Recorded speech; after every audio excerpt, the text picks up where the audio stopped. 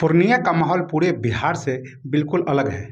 बिहार में भले ही लोग इस बात पर बहस कर रहे हों कि एनडीए और इंडिया गठबंधन की कितने सीटें आएगी, लेकिन पूर्णिया में अलग ही चर्चा है। पप्पू यादव हारेंगे या जीतेंगे? बता दें कि बिहार के पूर्णिया सीट पर मुकाबला त्रिकोणीय हो चुका है। आरजेडी के नेता तेजस्वी यादव ने ये बात माने या न माने, तीनों कोण बराबर हो जरूरी नहीं, थोड़ा ऊपर नीचे भी हो सकता है। तो सबसे पहले नमस्कार, आप देख रहे हैं न्यूज़ीरा और मैं आपके साथ विपिन। पूर्व सांसद राजेश रंजन उर्फ पप्पू यादव पूर्णिया से निर्दलीय चुनाव लड़ रहे हैं। पप्पू यादव के मुकाबले लालू प्रसाद यादव की पार्टी आरजेडी ने बीमा भारती को इंडिया गठबंधन का उम्मीदवार घोषित किया है और एनडीए की तरफ से जनता दल यू के टिकट पर मौजूदा सांसद संतोष कुमार कुशवाहा मैदान में हैं। जनता दल यू और बीजेपी तो आरजेडी उम्मीदवार बीमा भारती को ही संतोष कुशवाहा चुनौती मानकर चल रहे थे, लेकिन तेजस्वी यादव तो पप्पू यादव को ही सबसे बड़ी चुनौती मान बैठे हैं। पूर्णिया के लोगों से पप्पू यादव की जगह एनडीए कैंडिडेट संतोष कुशवाहा को वोट दे देने की उनकी सलाह ने अलग ही बवाल मचा कर रखा है। पूर्णिया में तेजस्वी यादव के भाषण से जो बात निकल कर आई है, उस पर बिहार के उप मुख्यमंत्री और बीजेपी के नेता सम्राट चौधरी कहते हैं, तेजस्वी यादव ने पूर्णिया में अपनी हार मान ली है और हताशा में अब सच्चाई बोल रहे हैं। क्या तेजस्वी यादव को वास्तव में पप्पू यादव के चुनाव जीत जाने की संभावना दिखाई देने लगी है? क्योंकि राजनीति में तो संभावित की कौन कहे, सामने सुनिश्चित हार को देखने के बाद भी डंके की चोट पर जीत के दावे किए जाते रहे हैं। ये तो जगजाहिर है कि लालू प्रसाद यादव के परिवार में पप्पू यादव और कन्हैया कुमार को कोई फूटी आंखें नहीं देखना चाहता। कन्हैया कुमार को बिहार के चुनाव मैदान से बाहर कराने में तेजस्वी यादव भी सफल रहे, लेकिन पप्पू यादव के मामले में कांग्रेस पर दबाव बनाना बेअसर रहा, क्योंकि पप्पू यादव ने कांग्रेस की तरफ बढ़ाए अपने कदम पहले ही पीछे खींच लिए। पूर्णिया में तो माहौल तभी से बनने लगा था जब पप्पू यादव इलाके में एक्टिव हुए।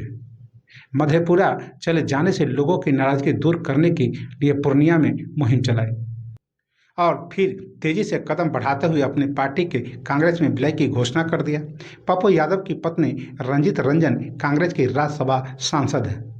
पप्पू यादव को अचानक कांग्रेस की तरफ से बढ़े हुए अपने कदम रोक देने पड़े, क्योंकि आरजेडी ने पूर्णिया सीट कांग्रेस को देने से ही इनकार कर दिया। पप्पू यादव अपनी जीत पर अड़े रहे और निर्दलीय चुनाव मैदान में उतर गए। कांग्रेस की तरफ से पप्पू यादव से उम्मीदवारी वापस लेने की सलाह भी दी गई, लेकिन कोई असर नहीं हुआ। पप्पू यादव को सबक सिखाने के लिए आरजेडी की तरफ से फटाफट जनता दल यू से आई बीमा भारती को गठबंधन का उम्मीदवार घोषित कर दिया गया और तेजस्वी यादव ने पूर्णिया की लड़ाई को अपनी प्रतिष्ठा से जोड़ दिया है।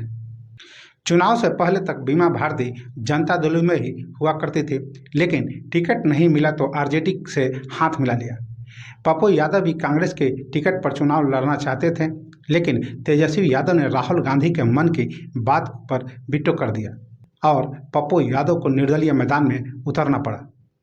बीमा भारती के नामांकन से लेकर अब तक तेजस्वी यादव का सबसे ज़्यादा जोर पूर्णिया लोकसभा सीट पर ही लगा रहा है। 23 अप्रैल को रात करीब 10 बजे तेजस्वी यादव इंडिया गठबंधन के उम्मीदवार बीमा भारती के लिए रोड शो कर रहे थे। जैसे ही रोड शो आर्यन शाह चौक पर पहुंचा, पहले से सड़क पर खड़े पप्पू यादव के समर्थक विरोध प्रदर्शन करने लगे और तेजस्वी यादव के सामने पप्पू यादव जिंदाबाद के नारे भी लगाते रहे। बात नारेबाजी तक ही नहीं रुकी। जब बीमा भारती के समर्थकों ने विरोध जताया तो दोनों गुटों के बीच झड़प होने लगी। इस बीच पूर्णिया में तेजस्वी यादव के एक भाषण को लेकर अलग ही बवाल मचा है। असल में तेजस्वी यादव ने बोल दिया था, आप लोग किसी धोखे में नहीं आइए, ये चुनाव किसी एक व्यक्ति का चुनाव नहीं है, ये एनडीए और इंडिया गठबंधन की लड़ाई है। या तो इंडिया को चुनिए, बीमा भारती को वोट करिए, और अगर इंडिया को नहीं चुन सकते तो बीमा भारती को वोट नहीं दे सकते तो फिर इंडिया को चुन लीजिए। साफ बात है, देखा जाए तो तेजस्वी यादव ने आरजेडी नहीं तो एनडीए उम्मीदवार को वोट देने की बात बोलकर पप्पू यादव का राजनीतिक भाव बढ़ा दिया है। तेजस्वी यादव के बयान के बाद पप्पू यादव तो मैदान ही लूट ले रहे हैं और बीजेपी को बोलने का मौका मिल गया है।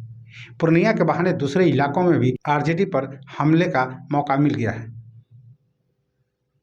क्या ये बयान तेजस्वी यादव की जवान फिसलने की वजह से आया है या किसी फ्रस्ट्रेशन का नतीजा है? आखिर पप्पू यादव को तेजस्वी यादव अचानक इतना महत्व क्यों देने लगे हैं? पप्पू यादव को तो आरजेडी से पहले ही बाहर कर दिया गया था और तब से वो अपने बूते संघर्ष कर रहे हैं।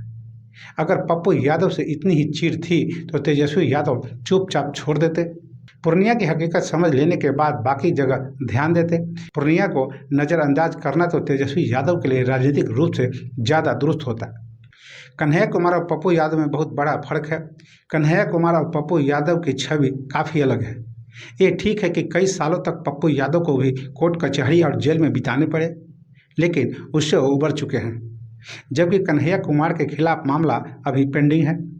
असल में लालू प्रसाद यादव को लगता है कि पप्पू यादव और कन्हैया कुमार दोनों ही उनके बेटे तेजस्वी यादव के राजनीतिक राह में रोड़ा बन सकते हैं।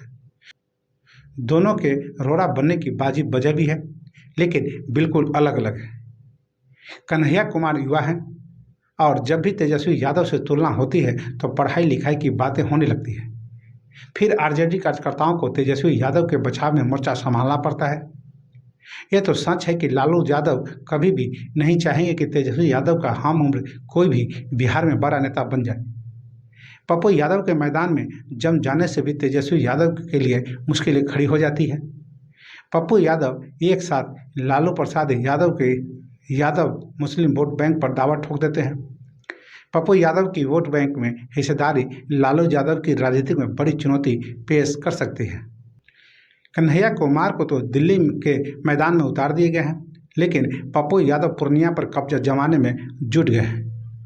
ये वही पूर्णिया है जहां के लोग पप्पू यादव को 3 बार लोकसभा चुनाव जिताकर भेज चुके हैं और ऐसा ही हुआ कि लोगों को ये परवाह भी नहीं रहती कि वो किस पार्टी के टिकट पर चुनाव लड़ रहे हैं। लोगों के लिए पप्पू यादव नाम ही काफ़ी होता है। ये ठीक है कि पप्पू यादव और कन्हैया कुमार तेजस्वी यादव की राजनीतिक में बड़ा रोड़ा बनकर खड़े हैं, लेकिन तेजस्वी यादव थोड़ा आगे बढ़कर बड़ा नेता बनने की कोशिश क्यों नहीं करते? तेजस्वी यादव के लिए ये चुनौती कभी नहीं खत्म होगी जब तक वो लालू प्रसाद यादव के बेटे बनकर वोट मांगते रहेंगे, जब तक अपने बूते बड़ा नेता नहीं बन जाते।